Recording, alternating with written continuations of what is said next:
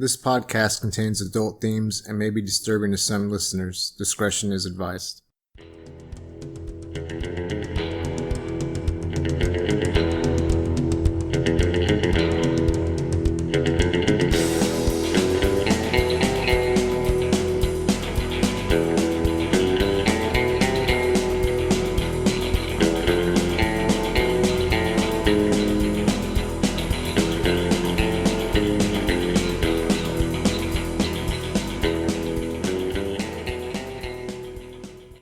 Welcome back to Class A Felons, B Films, C Cups. I'm your hostess, Paris Brown. This is the fourth episode of our second season, Stranger Than Fiction, and part 2 of the Truman Capote Chronicle.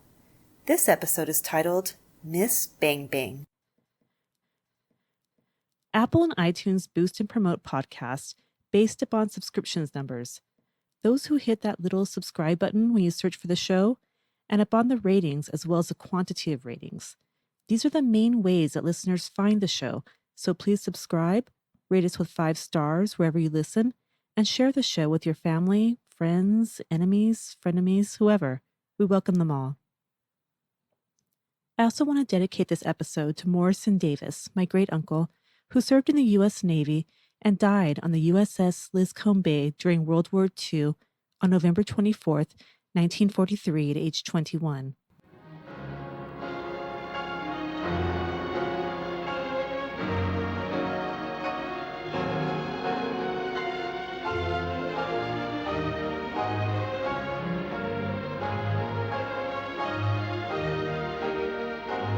Ann's background.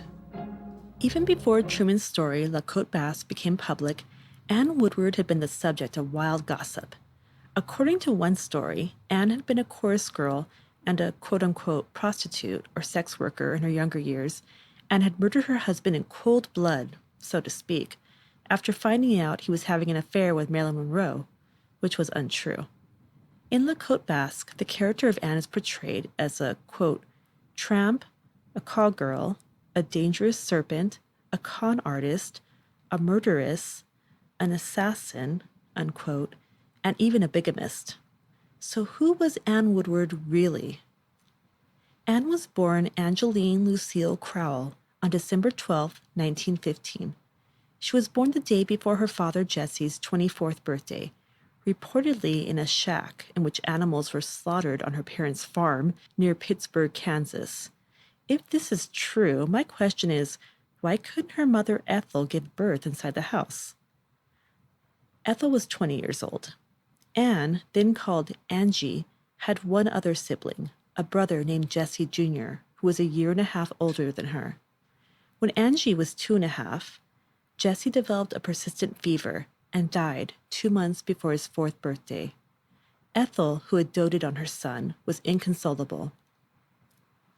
She decided that she should never have married a poor farmer, and that Jesse could have been saved if they'd had the money to take him to a hospital.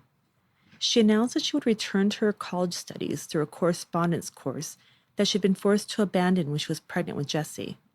At the time, married women were not allowed to teach school in Kansas, which was what Ethel had planned to do. She completed her bachelor's degree when Angie was 4.5 and became the principal of a one-room schoolhouse in another county, hiding her marriage and child by leaving Angie with Jesse on the farm. A year later, Ethel began working on a master's degree and also taught school to make ends meet. This required her to continue spending much of her time away from home, so Angie was shuffled among her father, her grandmother, and an aunt. Just before Angie's 8th birthday, Jesse filed for divorce. He was awarded almost all the property and at first tried to get sole custody of Angie, claiming that Ethel was an unfit mother because she worked. He eventually gave up the fight, and Ethel moved away with Angie to teach high school. The couple both sold their shares of the farm to a mining company, and Ethel proudly bought a small house with the profit she made.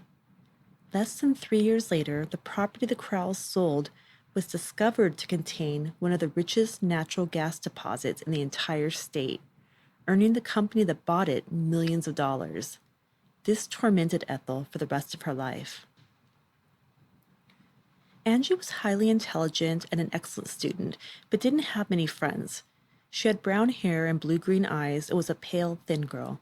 She loved the movies and announced that she would one day go to Hollywood. Absolutely not, her mother responded. When Angie was almost 12, she woke up one morning to find her mother gone. She believed she'd been abandoned until she found a note from Ethel informing her that she'd gone to Kansas City to elope with a man 17 years her senior. From the start, the marriage was unstable, with fights breaking out when Angie's stepfather demanded that Ethel stop her graduate studies. Then Ethel leaving him and hitting the road with Angie, then returning and starting the whole cycle over again. Despite this, she earned her master's degree in 1928 in social sciences and left her husband for good. By 1931, mother and daughter were living in Kansas City, where Ethel had started her own 24-hour taxicab business. The Great Depression had begun in the U.S., and the only teachers getting jobs were those with political connections. Angie attended high school and wrote for the school newspaper, but she also spelled her mother in the taxi dispatch office during night shifts so that she could catch short naps. That year, Ethel briefly became engaged to a wealthy rancher who advanced her nearly $5,000, over $84,000 in today's money, for some property, but she soon ended the relationship. The man sued her for the money, and she spent one night in jail, although the charges were later dropped. Ethel then approached a prosperous local gangster to ask him to assist her in beginning another business venture, a speakeasy. Prohibition on the production and sale of alcohol was still federal law in the United States, and underground bars, called speakeasies, were often the most reliable way to find a drink. The gangster agreed to sell her beer and gin, and she ran the illegal bar out of her home, recruiting the 15-year-old Angie as a cocktail waitress. A local police captain was a regular customer. But the in-home saloon, which just barely kept Ethel and Angie afloat, closed only a couple of years later when Prohibition ended. Angie seemed to have inherited Ethel's quick temper, or more probably had been conditioned to react in the same way. Although the two loved each other, they often fought. Angie was invited to attend 2 junior colleges after graduation, but she didn't have the money. Early in the morning on July 17, 1933, the FBI, then called the BOI, or Bureau of Investigation, had just recaptured escaped bank robber Frank Jelly Nash and were transporting him on a train toward Leavenworth Federal Penitentiary, which was about a 30-mile or 48-kilometer drive from Kansas City. They arrived at the city's Union Station and escorted him to a waiting police car for the last leg of the trip. Suddenly, submarine gunfire rang out. Nash's gangster friends had arranged to free him, but the plan didn't go quite as planned. Nash himself was shot and killed, along with 4 law enforcement officers.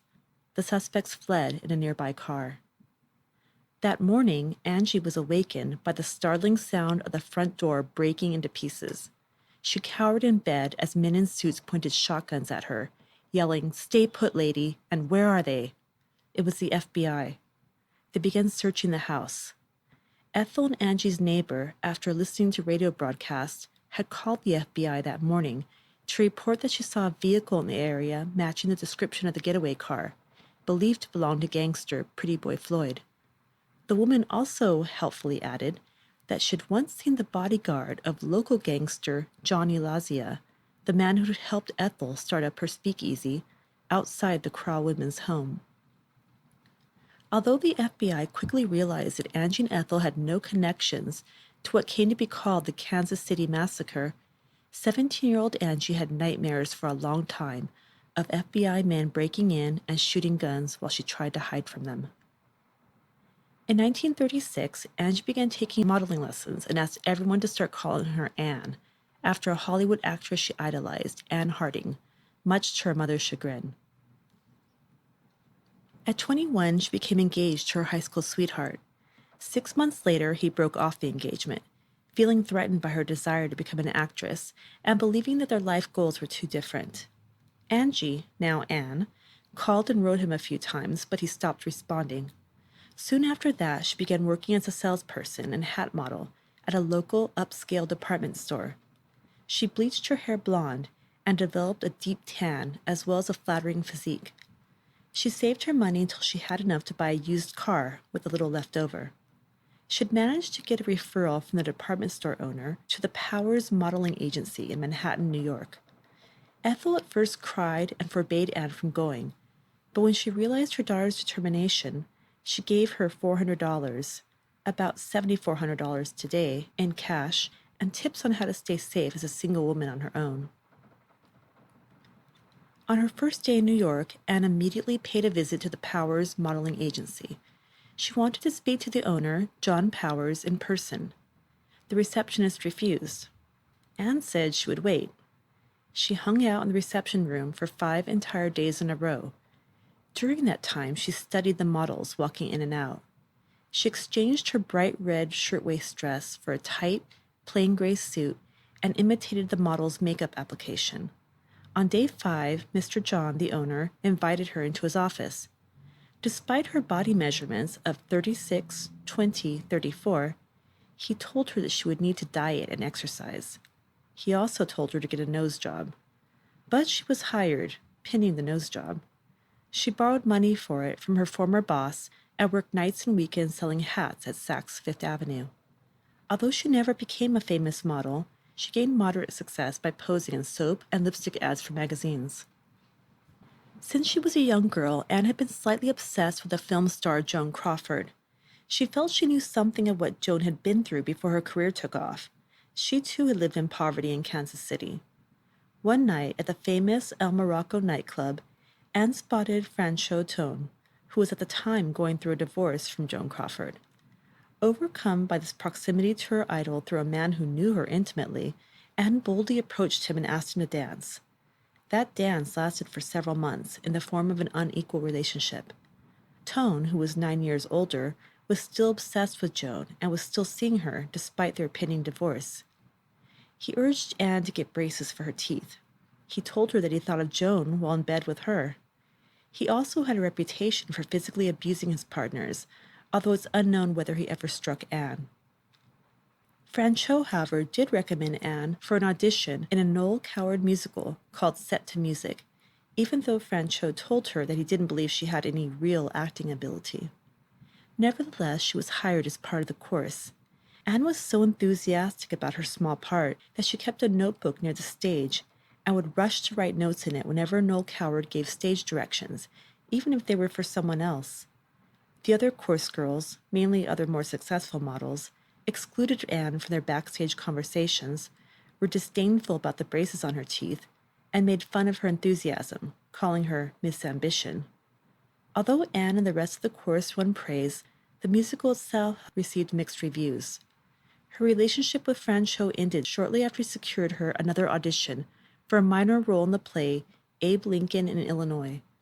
Anne changed her last name to Eden because she liked the way it sounded as a stage name.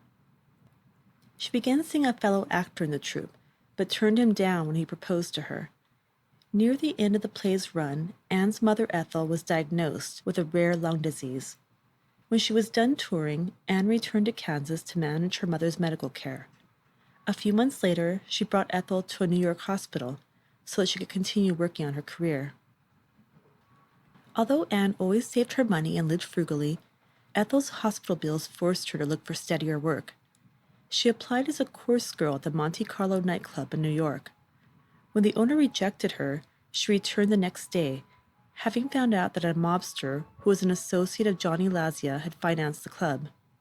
Remember, Johnny had sold Ethel her prohibition liquor back in Kansas City. Anne told the owner that her family had once done business with Johnny and should like to work with him again. He then hired her on the spot. In the meantime, Anne began to audition for radio work. In the 1940s, before televisions were sold, pretty much every home had a radio, and families listened to it for news and entertainment, such as soap operas, sitcoms, game shows, and children's programs. Anne's first radio spot was as a contestant on a quiz show. Ethel died in March 1941 at age 46. Anne was 25. She handled the funeral and burial arrangements and took a train back to Kansas with her mother's body. While there, she reunited with relatives, except for her father. An older cousin of Anne's on her father's side became confused after hearing all of her plans to go to Hollywood, and later wrote to Jessie, somehow convinced that Anne had changed her name and was now the film actor Eve Arden, who is perhaps best known for a supporting role in Mildred Pierce with Joan Crawford. Jessie and the rest of the family proudly spread the news that Anne was a famous Hollywood star. Most hadn't seen her since she was a child, and it was easy to believe that there was a resemblance. 7 years later, the local newspaper would even feature a local girl makes good story about Anne's transformation into Eve Arden. None of the other locals, including Anne's father, realized their mistake until after the fatal shooting.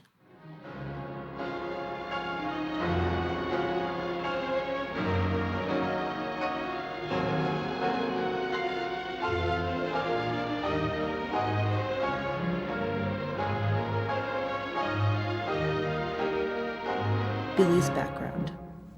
William Woodward II, aka Billy, descended from a line of wealthy bankers, but the family's initial fortune had been made from profiteering during the American Civil War. His father, William Sr., was a renowned horse breeder and thoroughbred racer who had inherited Bel Air, the first American stud farm. His mother, Elizabeth, aka Elsie, was one of the famous Kreider triplets, 3 identical sisters born in 1882, who were a novelty in high society in both New York and Western Europe. Born on June 12, 1920, Billy was the youngest of 5 children and his parents' only son. William Sr. had become increasingly irritated at each subsequent daughter's birth and viewed Billy as his only true heir. However, father and son were not close. William, like Elsie, left all the child rearing to their nannies, and neither enjoyed being parents. William had a saying: he preferred horses to trees, trees to people, and adults to any of his children. Elsie had her own saying whenever Billy confided that he wasn't feeling well, either physically or emotionally. Well then, be a dear and come back and tell me when you feel better. When Billy was a young boy, his older sisters tried to teach him how to swim. He inhaled seawater and was so traumatized by the experience that he refused to ever learn. By the age of 12, he owned several guns and would play in his bedroom with his best friend, using loaded revolvers. Away at boarding school as a teen, he had his own bank account, a car with a custom-installed sterling silver ice bucket, and a maid.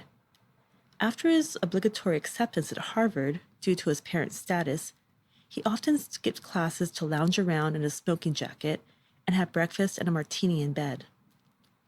He had no scholarly interests. Neither did he show any real interest in women, although he sometimes tagged along with his best friend to keep him company at nightclubs. After World War II broke out, William Sr. commanded Billy to join the Naval Reserve.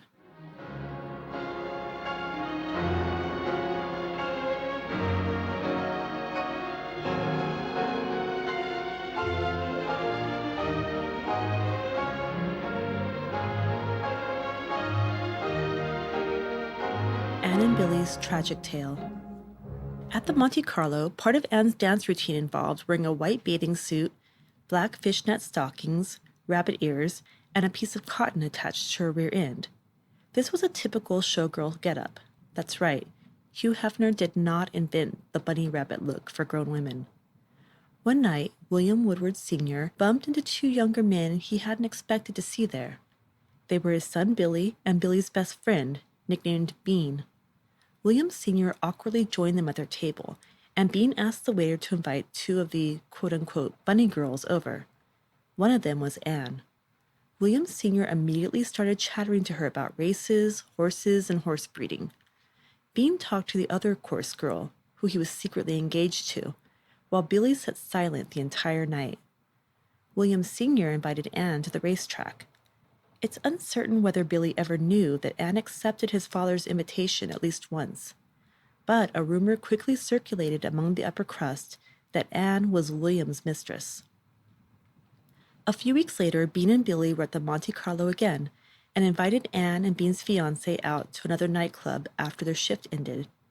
Billy was again initially silent, but Anne caught him staring at her. However, he also sort of openly leered at the course girls in the stage show. When Anne caught him, he quickly told her that he preferred the view at the Monte Carlo, where she worked. Anne was finally winning audition callbacks, not as a film or stage actress as she'd always dreamed, but as a radio actor. In June 1941, she landed a regular role as a nurse in the radio series Joyce Jordan Girl Intern. Between her voice work and her night job at the Monte Carlo, she earned $80 a week, nearly $1,400 in today's U.S. money. Later that year, she won a part in a highly rated NBC dramatic series starring Ethel Barrymore called Lincoln Highway. WABC's publicity department promoted her as, quote, the most beautiful girl in radio, unquote. Over the next 2 years, she was a regular on 3 more radio shows. In March 1942, a startling thing occurred. William Woodward Sr. asked his son if he was seeing any women. When Billy answered no, William suggested he call up Ann. Neither William nor Billy mentioned to the other that they had both seen her since that first night at the Monte Carlo. Billy took his father's advice, and a few nights later, he took Ann to New York's 21 Club. They continued to date, and Billy invited her on a day trip to Saratoga in August, when one of his father's horses would be running in an important race.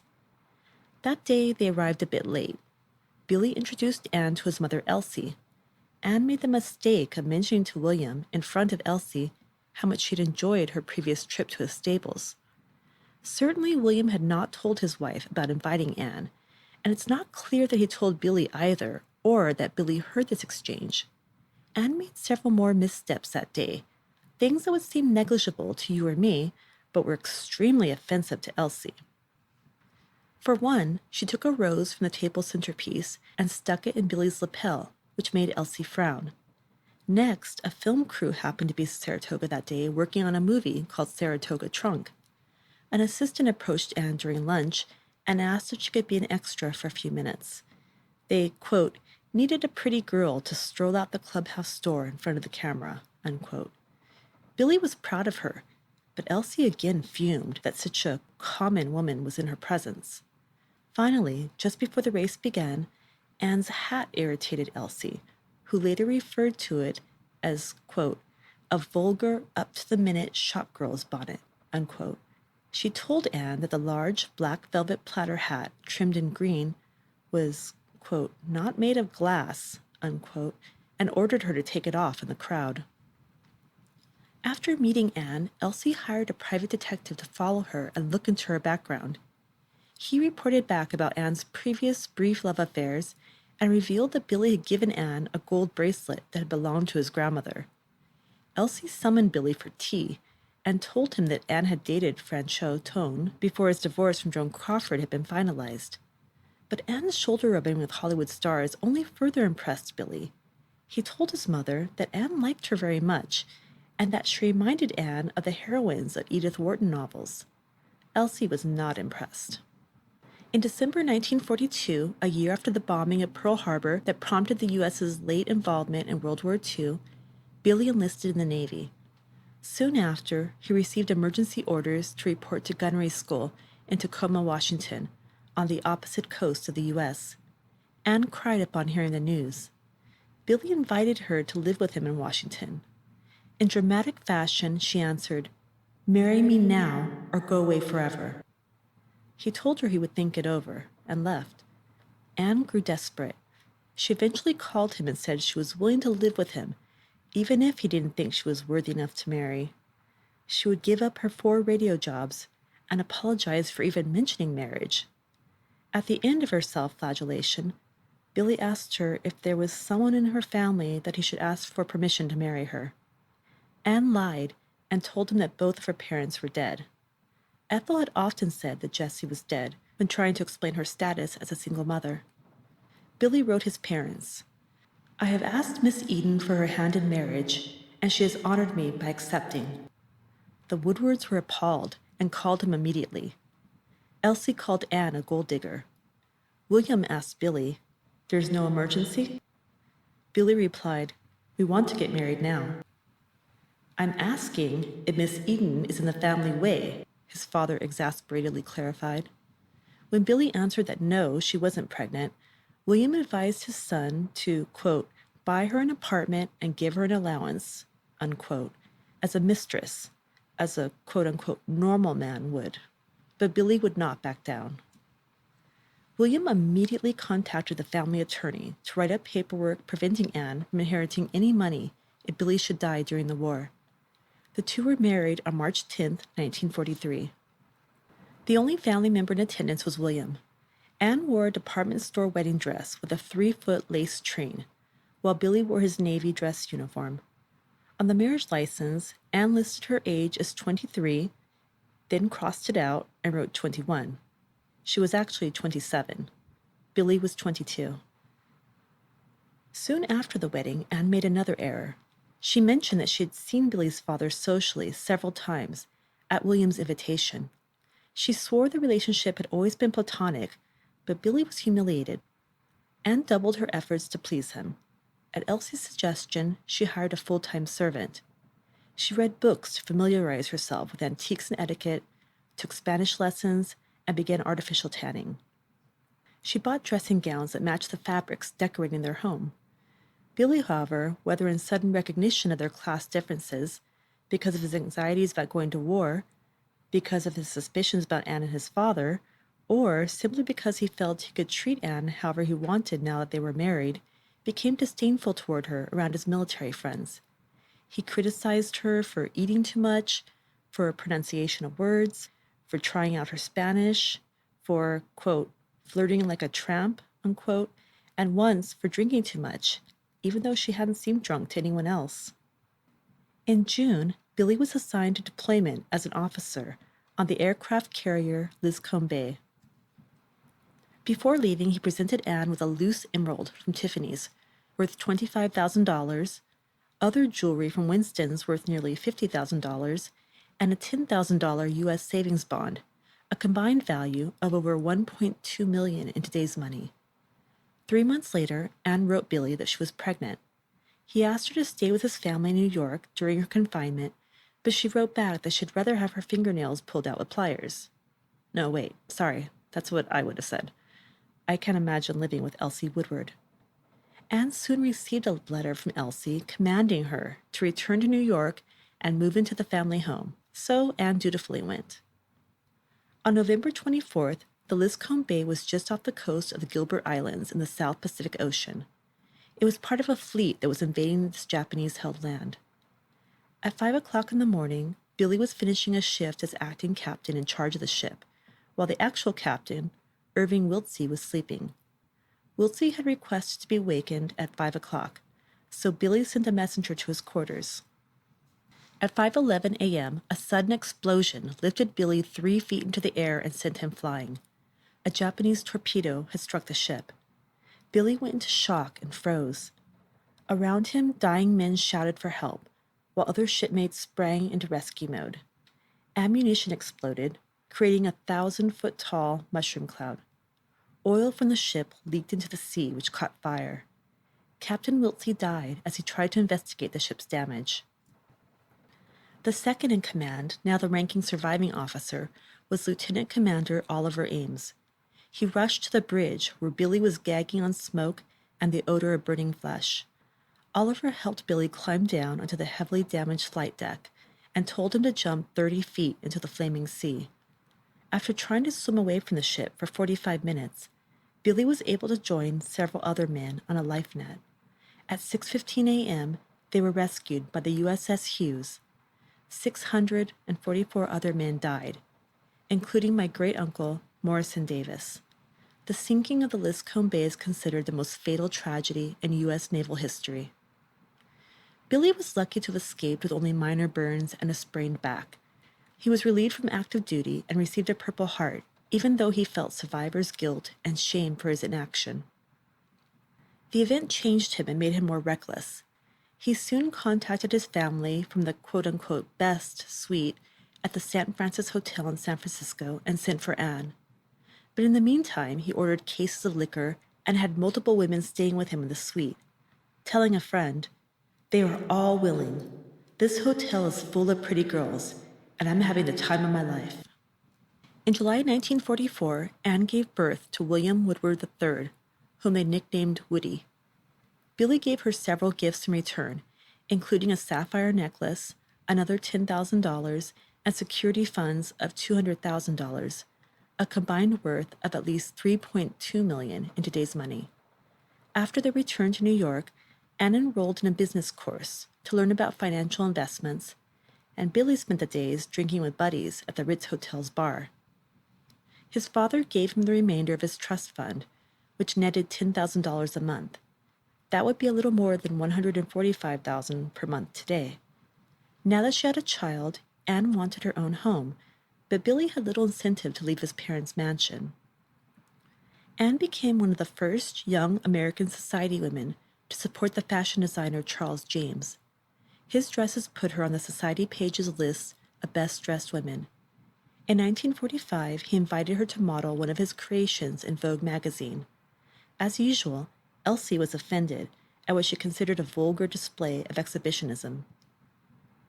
When Woody was 2, Anne became pregnant again, and Billy began an affair with Princess Marina Torliona, the daughter of a titled Italian and the wife of international tennis star Frank Shields, who would later become the grandfather of model and actor Brooke Shields.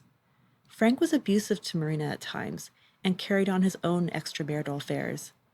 Billy began flying to Los Angeles for weekend visits with Marina, and he revised his will to reduce Anne's share of his estate. Ann and Billy's second son, James, nicknamed Jimmy, was born in January 1947. He looked like Anne's brother, who had died as a young child, while Woody took after his father's side of the family. Like the Woodwards, the two sons were hyper-aware of class status. Jimmy would later comment, "I'm a mongrel, a mix of blue blood and red blood." The boys spent much of their childhoods with their governess and the family chauffeur, as their father continued to escape the family home as much as possible, and their mother was preoccupied with winning back Billy's affections. Having 2 children underfoot finally prompted Elsie to order Billy to find his own home. He and Anne bought a 5-story townhouse in New York City, and Anne decorated it with French furniture. Do you think Elsie approved? No, of course she did not. She believed in solid, plain English furniture. Now that Anne had a domain free of Elsie, she began giving dinner parties, a favorite pastime of the upper crust. She had long been obsessed with Wallis Simpson, now the Duchess of Windsor, for whom King Edward VIII had given up his throne to Mary, as she was a divorced woman, and that wasn't allowed. And that wasn't allowed in royalty. Wallis was very popular in the U.S., but perhaps remembering her own experience as an outsider in England, she was one of the few socialites to treat Anne with genuine kindness. Billy, however, was known to hit Anne on occasion, and once, when the cook burnt dessert during a party for the Windsors, he blamed it on her. A military acquaintance who had served at Billy's wedding as best man later described him as selfish and egotistical and well-mannered. I don't recall Anne being at peace with herself. Everything was always a crisis. She was insecure, but he gave her that feeling. In 1948, Marina filed for divorce from her husband and proposed to Billy, who seriously considered it. Anne hired a private detective to follow Billy, and when she confronted him with a photo of him and Marina, he told her he wanted a divorce. Anne forgot all about the picture and pleaded with him. A fight ensued, and a neighbor called the police.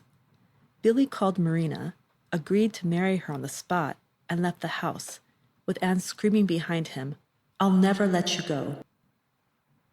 The next morning, Anne was diagnosed with a mild concussion after her row with Billy, and her doctor prescribed her tranquilizers, sleeping pills, antidepressants, and amphetamines. Billy's parents agreed to pay Anne a $2 million divorce settlement, worth over $21 million today, but Anne was still somehow terrified that she would end up penniless. A few months later, she accepted an invitation to stay with Prince Ali Khan, son of a powerful Muslim imam on the French Riviera, even though he was engaged to the film actor Rita Hayworth. When word of this reached Billy, he suddenly found Anne very appealing again. Then, the death of Billy's best childhood friend Bean brought them back together. Bean, like Billy, was about to divorce his wife and marry another woman. Billy felt that perhaps Bean wouldn't have died if he'd only been at home with his wife.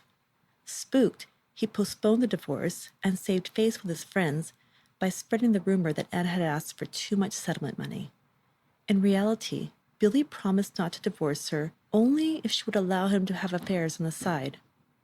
Anne, willing to do anything to save the marriage, reluctantly agreed, but continued to try to be the perfect wife so that he wouldn't want to stray. In 1951, Ann and Billy rented part of a large Italian stucco, quote-unquote, country estate on Long Island's North Shore that they called the Playhouse. The grounds were surrounded by pine forests and a country club, but the Woodwards weren't the only tenants. The back of the house was rented to a recording company, and the Woodwards' quarters were cramped by their standards, but when they bought the property the following year, they kept their tenant for tax purposes. Ann and Billy took separate bedrooms, separated by an 18-foot hallway. In the middle of a dinner party in 1952, Billy announced disparagingly that he thought Ann looked 10 years older than him. But that same year, Ann was voted one of 6 great American beauties in Vogue magazine. At 36, she was the eldest of the 6, and also the only one not born to great wealth. Although Ann was often shunned by New York society, international society took great interest in her. She was invited to India by the Maharaja of Jaipur and brought Billy with her. She tagged along when Billy went tiger hunting, I know, and quickly gained a reputation as a wild and dangerous shot. The same year, Ann met the famous surrealist painter Salvador Dali and commissioned her portrait for $7,000, over $67,000 in today's money. Ann showed up for the sitting dressed in her best finery. He told her it would be completed in a year, and it would be a masterpiece. A year later, Dali presented Ann with his masterpiece. She was horrified. He had placed her in her gown and jewelry on a stark beach next to a cave, as if to mock her wealth. She also did not like the way he painted her face with slightly exaggerated features. I personally think it's an interesting and not unflattering painting, and furthermore, if you're going to hire Dali, you should expect a bit of the bizarre.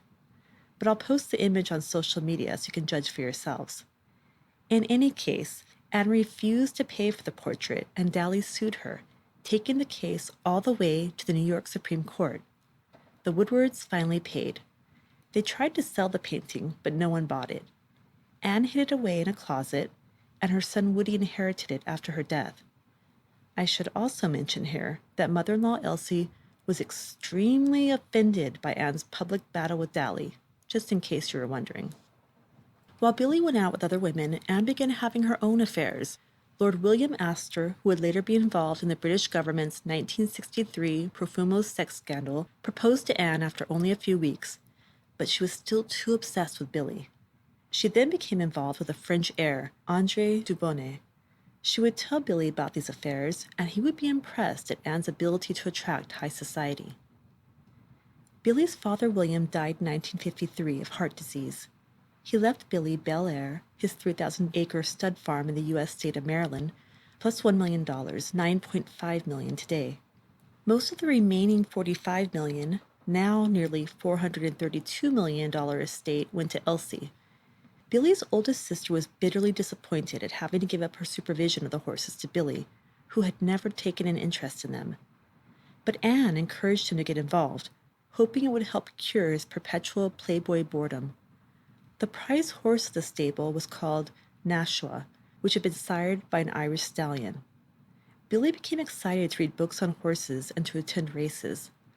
Over the next 2 years, Billy, as well as the enthusiastic and camera-friendly Ann, became the darlings of the sporting press.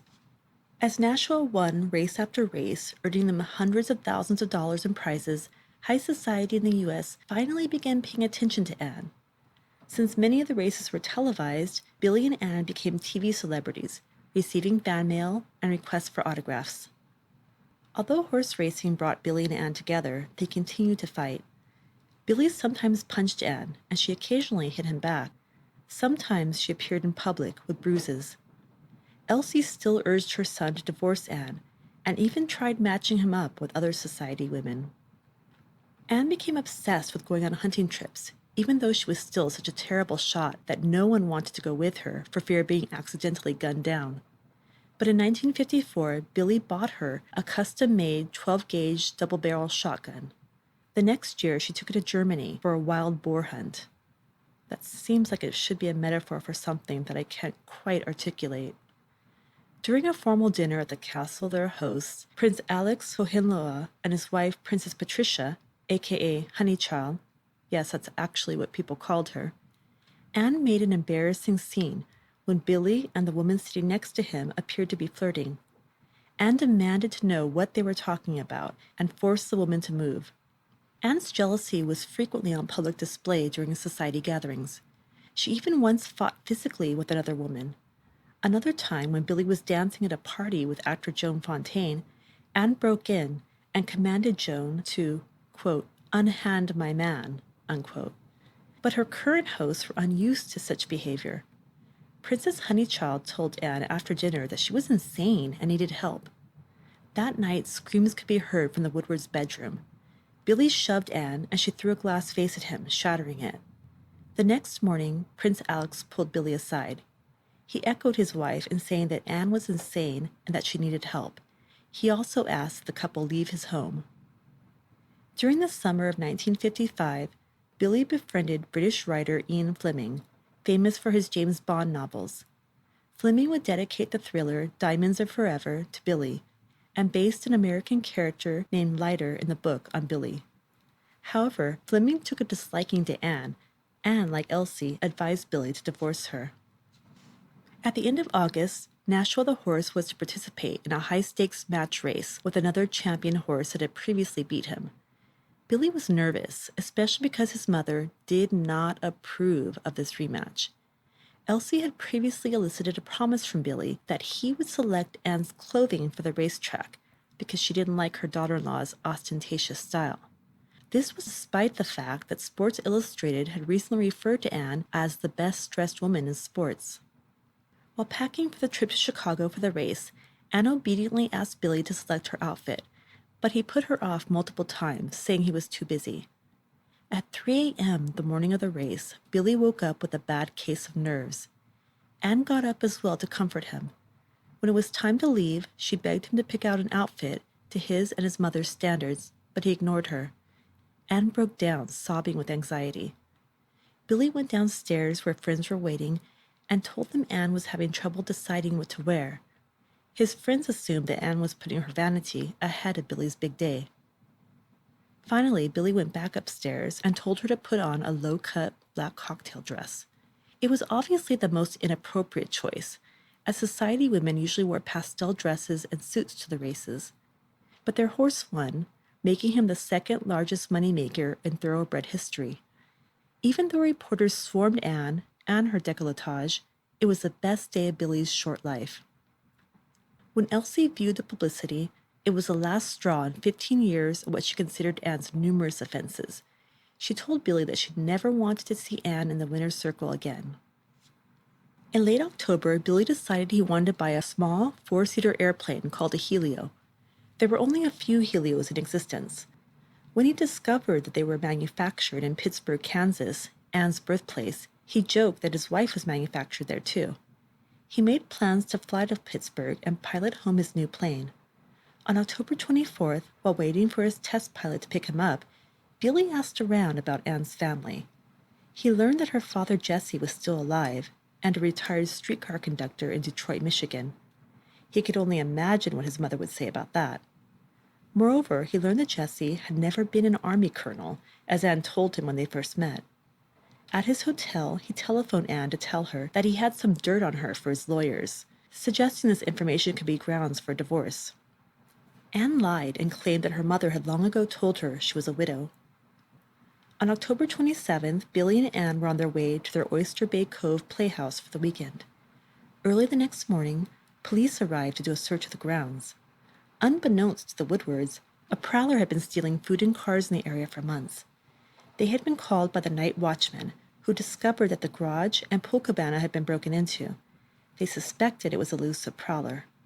The family chauffeur notified Billy when he awoke that canned soup and shotgun shells had been stolen, so they could assume the prowler had a shotgun.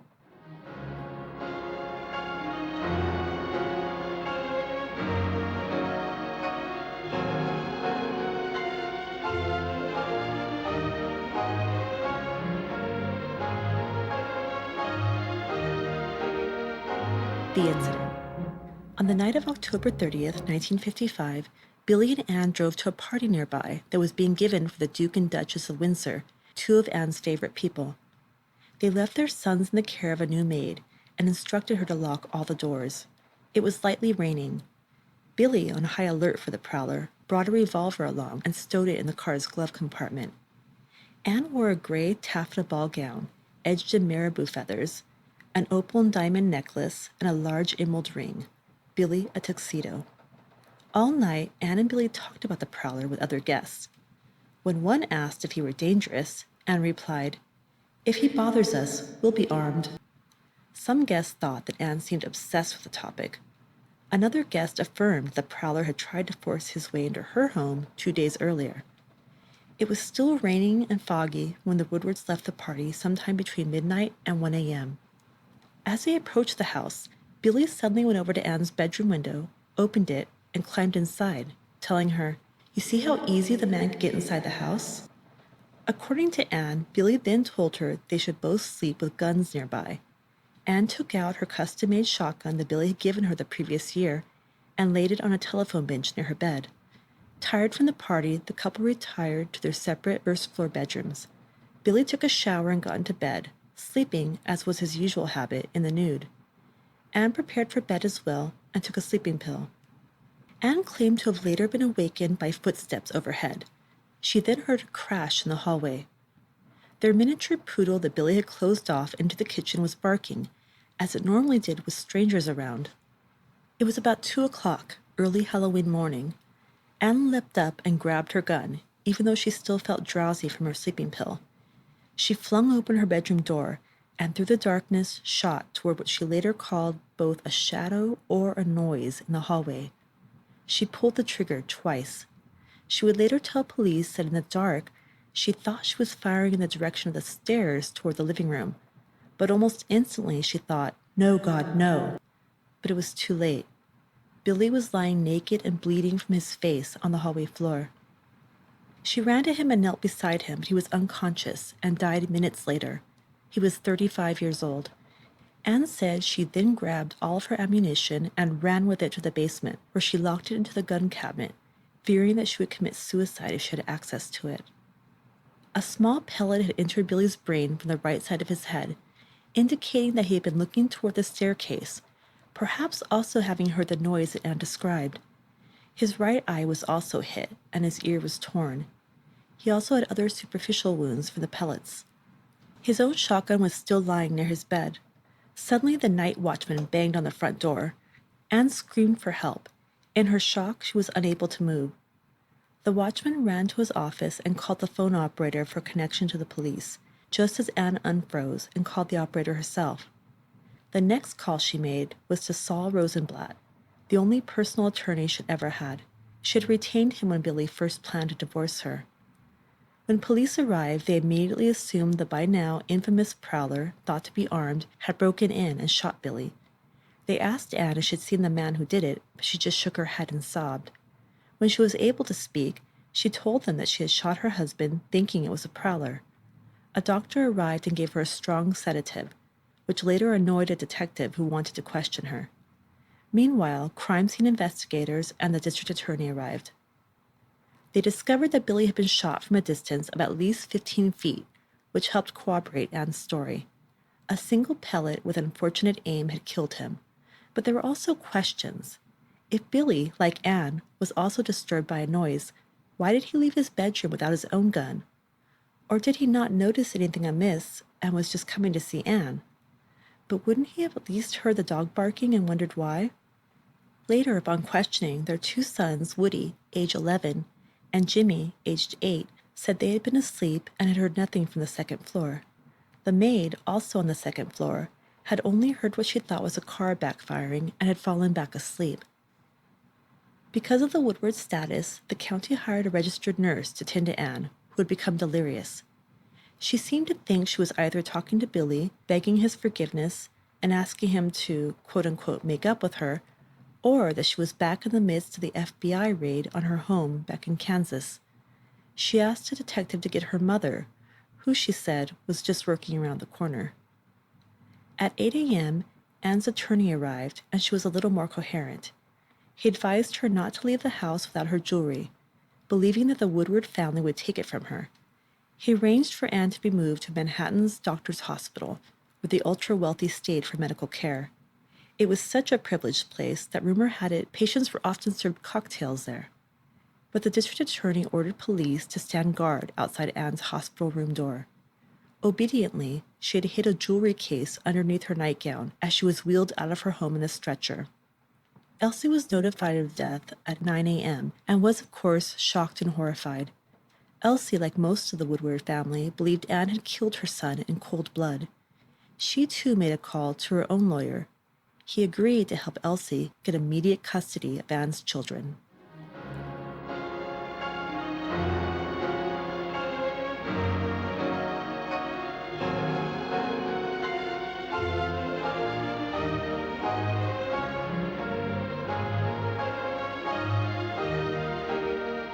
Aftermath. Naturally, all the society people wagged their tongues. Most of them believed Anne, because of her tumultuous marriage, was guilty of murder. Some wondered why Ann and Billy would have left their children at home that night with just a maid if they really felt the situation was so dangerous. Others spoke of how Anne seemed to live for Billy's approval and couldn't imagine that she would deliberately kill him, no matter how many problems they had. The Duchess of Windsor was questioned by police and told them that in her opinion, Anne and Billy were an ideal couple. Life magazine dubbed it the shooting of the century. It was also front-page news on the New York Times. Anne remained under sedation after telling doctors that she wanted to kill herself and that she deserved to die. But within hours of her arrival at the hospital, a lawyer representing Elsie paid her a visit. He told Anne that the Woodwards would find her a criminal lawyer whether she had shot Billy on purpose or not. Stung at this insinuation of guilt, Anne only replied, "No, thank you. I already have my own lawyer." When this was reported back to her, Elsie became even more convinced that Anne had purposely murdered her son. Why else would she have retained an attorney so soon? Anne decided that she would refuse to eat until she was allowed to see her sons. It was several days, though, before Elsie allowed them a short hospital visit with her. A week later, Elsie herself showed up with long black veils covering her face.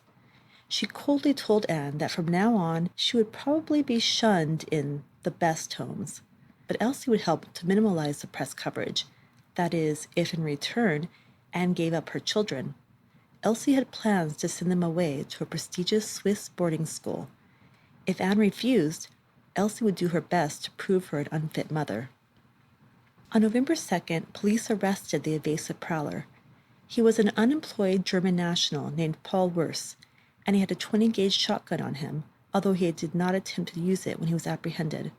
With him was a stolen car, jewelry, knives, and more shotguns. The suspect professed to be relieved that he had been caught. He was questioned about the Woodward shooting, and at first protested they had nothing to do with it. After being told that he would not be prosecuted for burglary in that case, he admitted that he had broken into the estate 24 hours before the shooting. Anne had not made up the threat of a prowler. However, Wurst would not admit to being on the property the night Billy was killed. One of the officers at the holding cell, a German-American, urged Wurst to tell the truth because, quote, "there's a woman with 2 small children involved," unquote. Wurst was alone the rest of the day, according to jail logs. The next morning, he summoned an officer and said he wanted to talk. In his official statement, Wurst said that he had in fact been living on the Woodwards' property for several days, as it reminded him of foggy, damp mornings in Germany. He had a rifle with him, he said. For 2 days, he had also been peeping on Anne. He began to pretend she was his girlfriend. He went into her bedroom while she was at the party. When she returned, he watched Billy climb inside the window from a tree. A few minutes later, he peeped through that same window as Anne undressed. When she turned off the light, he watched Billy, deciding that they must be siblings since they didn't sleep in the same bedroom. He decided to go inside to be with her. He climbed up to the 2nd story and broke a pane of glass with the butt of his gun to unlock it from the inside. This was probably the noise Anne heard, although it's strange to me that the boys and the maid, who were actually on the 2nd floor, didn't awaken. As he climbed into the house, his foot became entangled in a curtain. He lost his balance, his gun fell, and he heard shots, then screams. He thought maybe he had been shot. He rushed back outside, made it to the ground, and ran away. He told police he didn't make a full confession earlier because he was afraid he'd be accused of the murder. Worse was deemed credible by authorities. Those who thought Ann had profited from Billy's death were mistaken. He was worth more to her alive than dead. He had not yet inherited his full share of his parents' estate, and he had twice revised his will to give Ann less money. 900 people attended Billy's funeral, and there were over another 1,000 spectators outside the church. Ann had planned to attend, but Elsie refused to allow it. For appearance's sake, she did let Ann pick out the flowers for Billy's casket. Ann chose a humongous blanket of white chrysanthemums and red carnations, Billy's racing colors. Elsie continued to harbor such animosity toward Ann that a year later, she had the artist of a painting of Nashua that Billy had commissioned remove a likeness of the couple from the background. The artist was so annoyed that he painted himself and his wife in place of Ann and Billy. Elsie's private detectives had turned up nothing new about Ann, but did reveal quite a few affairs of Billy's, as well as his frequent visits to a New York brothel. Elsie reluctantly decided that to protect the family name from scandal, she would have to pretend to publicly support Ann. Feeling she had no one in her corner, Ann called upon her 2 aunts from Kansas. They made their way to Ann's New York City home, eager to see their great-nephews, but were met at the door by Elsie's private detective and turned away. They were denied permission to see or to talk to Woody and Jimmy until just before they returned to Kansas, although Elsie regularly trotted the boys out to be photographed, visiting Ann in the hospital. 3 weeks after Billy's death, Ann left the hospital, draped in black, to face a crowd of reporters and photographers. She was driven to Elsie's house where the 2 women, along with their attorneys, discussed Billy's will. Elsie announced that she was closing the Bel Air stables that Billy and his father had loved. She also thought Billy was quite generous to Ann in his will, despite 3 revisions he made that sought to progressively punish her. He had left his wife the smallest share possible by law. Still, this initially amounted to over $500,000 per year, $4.7 million per year today, but Ann felt that she was now being supported by Elsie and would have to continue living by her standards. Elsie also said she would look kindly upon a petition from Ann for some of the home furnishings and would pay for Ann's hospital expenses if she would agree to send her sons away. Otherwise, the estate would fight her for every penny. Ann agreed to Elsie's plans. The boys were shipped off immediately. 3 days later, on November 25th, Ann had to appear at a grand jury inquiry into Billy's death. The press had been decrying what it viewed as special treatment concerning Ann's culpability in the shooting. In large part, this was due to pressure from 2 of Billy's best friends who disliked Ann and believed her guilty of murder, although both the police chief and district attorney stated that after their investigations, they believed it was an accidental shooting. Ann agreed to testify on her own behalf, again dressed all in black. She broke down several times on the stand. After listening to 31 witnesses, the grand jury voted unanimously not to indict Ann. The prowler, Paul Worse, was convicted of several counts of burglary and spent 6 years in prison. In the mid-1970s, Elsie told the owner of the New York Post she shot him on purpose. Of course she did. The vast majority of Ann's former society friends were happy to follow Elsie's lead and exclude Ann, whom they had always considered an outsider. Once a maid, upset at being fired, screamed to Ann that she was a murderer. Ann tried to stay out of the U.S. for a while, but even abroad, the word had been spread. In Madrid, waiters, salespeople, and fellow tourists called her La Matadora, the killer. Those who did receive her were attracted by the notoriety. A year after Billy's death, Ann fell in love with the Uruguayan diplomat. When newspaper photos of the couple appeared, Elsie wrote Ann to convey her disapproval. Really, did the woman have any other human reactions? But the relationship ended after 3.5 years. Ann couldn't stop talking about her dead husband. It would be her longest-lasting partnership next to her marriage. Although she had numerous flings, her only other relationship would be a tempestuous one with a man over 20 years her junior. Her standards were increasingly lowered as she dated, in short order, a mechanic, an ex-con, and a fraud pretending to be a Russian count. Ann traveled the world, either solo or with her sons when Elsie would give her approval. She still insisted on participating in expensive, large-game hunting trips.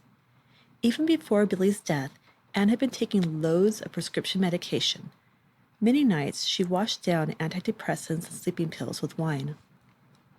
In the early 1970s, while Truman Capote was still profiting off his fame from In Cold Blood, he claimed to have encountered Ann in France. Ever since hearing about the shooting of Billy by his wife's own hand, he'd been fascinated with the story and collected old newspaper clippings on it. According to Truman, he was seated at a restaurant near Ann, with a pillar separating their tables.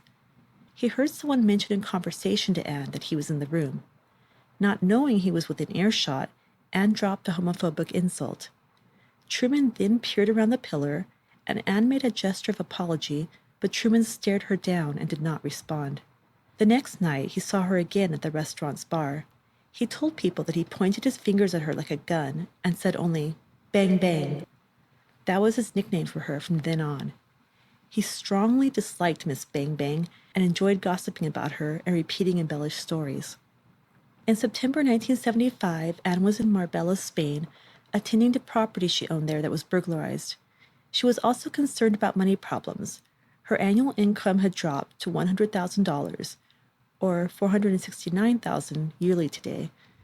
She had blown all of her capital except for $750,000, or $3.5 million today, on buying up property, expensive trips, and men.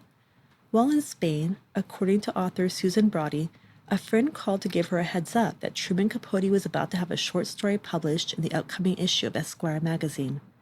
The short story was partially about her, and it would accuse her of murder as well as bigamy.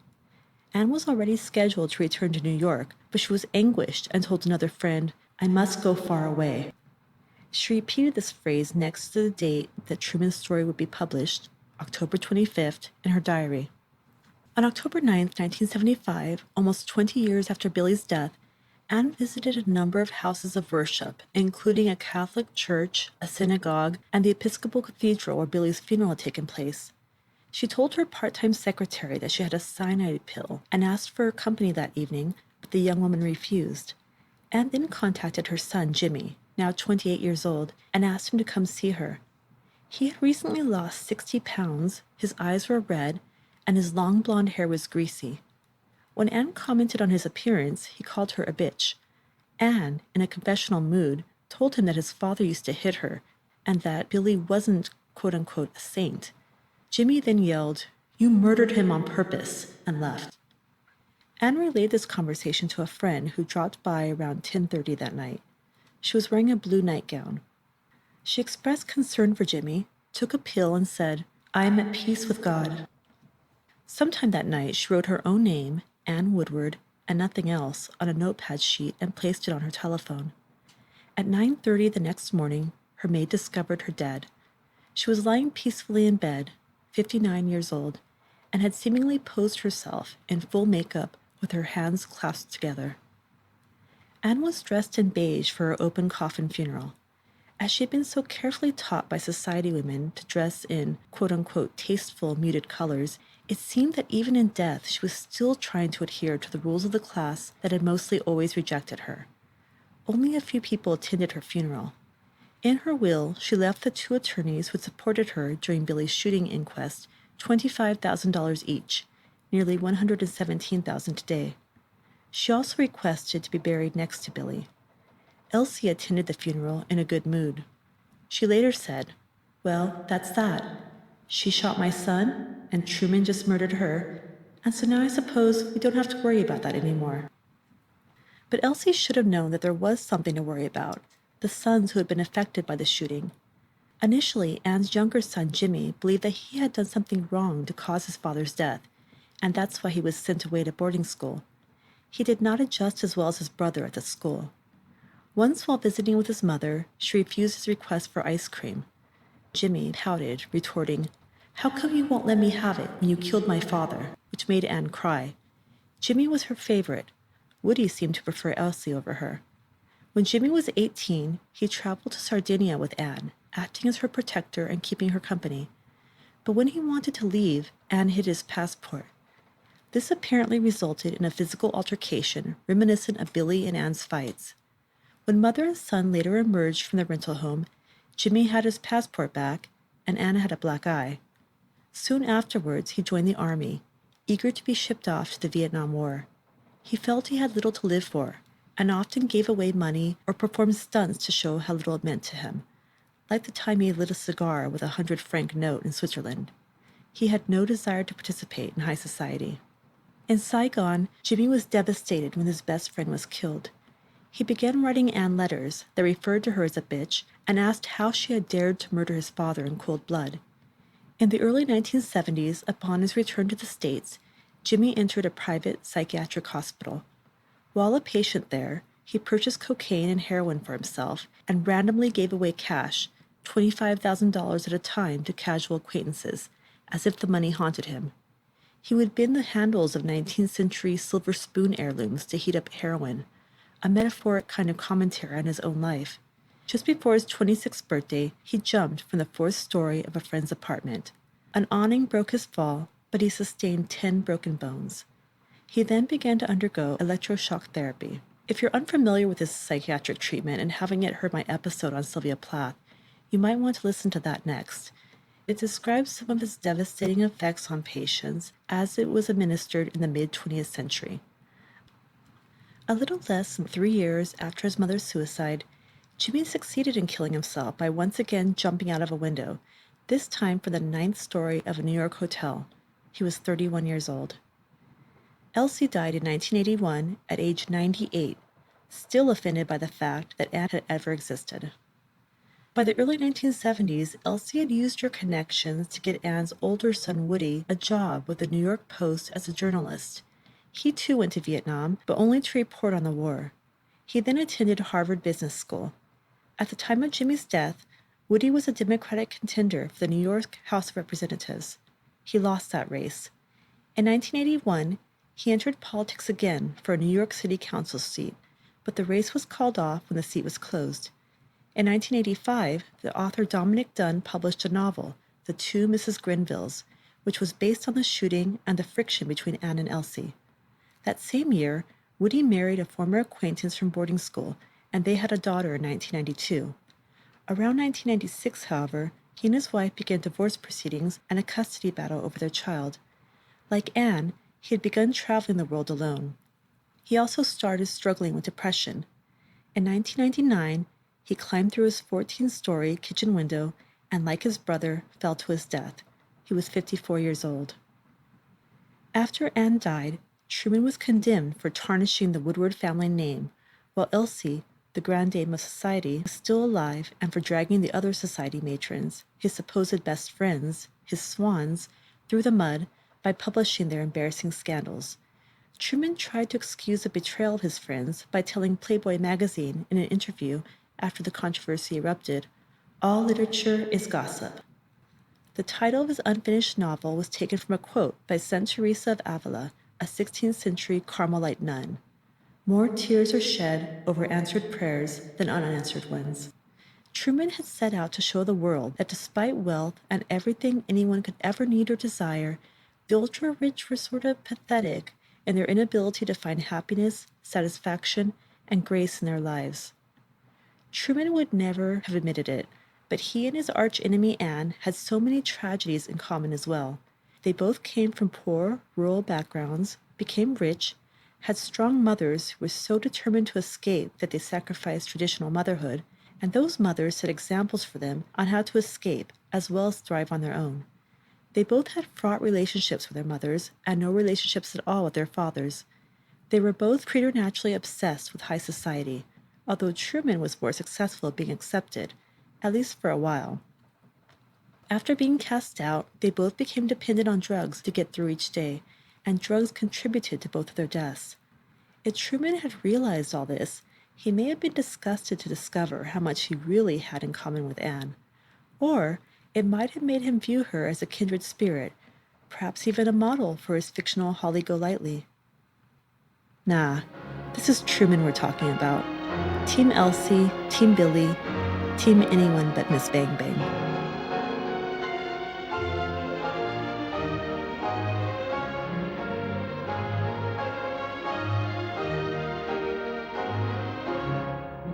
That concludes today's blast into the offbeat past. If you've enjoyed our show, please subscribe, follow us on Facebook or Instagram at Class A Felons, B Films, C Cups, or Twitter at Class A Felons, and please consider rating us with 5 stars. Source information and further reading is listed on our website at classafelons.wordpress.com. Thank you for listening, and we'll be back with another story told with vintage flair and big hair.